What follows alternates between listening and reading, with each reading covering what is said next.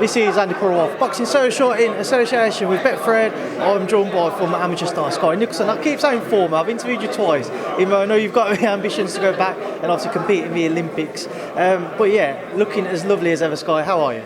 Thank you, that was nice. I'm good, I'm really excited. I love the feels that come with fight week, all the energy, Leeds crowd, exciting. Just can't wait to get out there. What have you been told about the Leeds crowd? Because everybody knows it can be very kind of noisy, shall we say, come fight night. Yeah, very passionate. I've heard there's big energy and that's what I absolutely love. So I'm so excited. I'm glad I'm fighting it at 7. I feel that's a good time before the crowd gets too rowdy, but busy enough as well. So no, I'm very excited.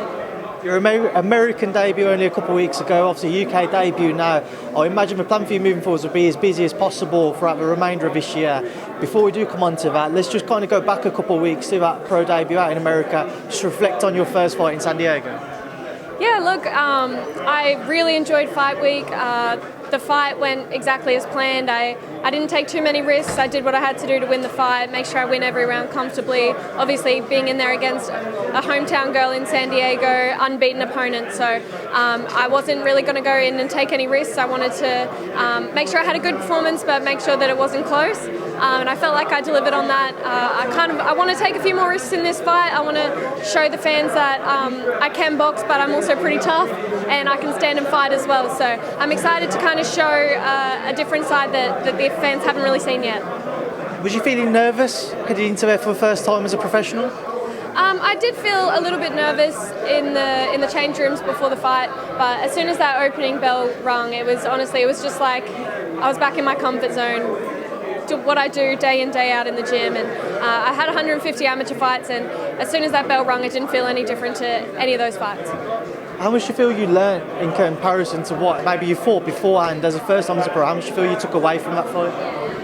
Honestly, I didn't feel like I learned a whole lot, and then I went back into the gym the following week, obviously to start training right back away straight again, and I felt like a completely different fighter. Just moving around the ring, shadow boxing, punching the pads, but then sparring as well. Like everything I felt so relaxed and calm and just like, yeah, a more developed and professional fighter. So I'm excited to keep taking these experiences with each fight and getting better and better. So was Eddie very critical back in the gym when you returned then? No, not overly critical. He was happy with my performance, and we just want to keep adding. We're not trying to change anything. We just want to keep adding to what I can do, and making me a more well-rounded fighter.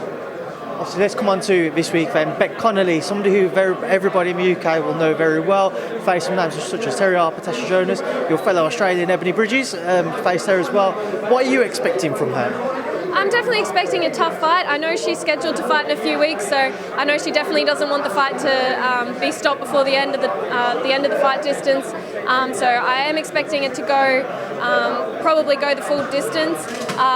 If the stoppage is there, I will take it, but I'm looking forward to the experience. She's obviously an experienced boxer. She's been in with top girls, and I'm just focused on having a good performance, adding to my game, working on the things I've been trying to do in the gym, and yeah, showing that I can be a more well-rounded fighter.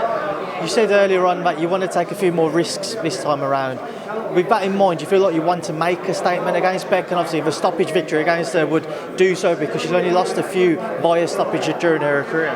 Yeah, 100%. If the stoppage is there, I'm obviously going to take it, but I'm not going to actively look for a stoppage. I would like to plant my feet a little bit more, stand and fight, show that I can box and move, but I can also take that centre ring and push her back as well. I'm quite physically strong, and I am tough, and I want to show everyone that I'm not just a pretty little boxer that moves on the back foot.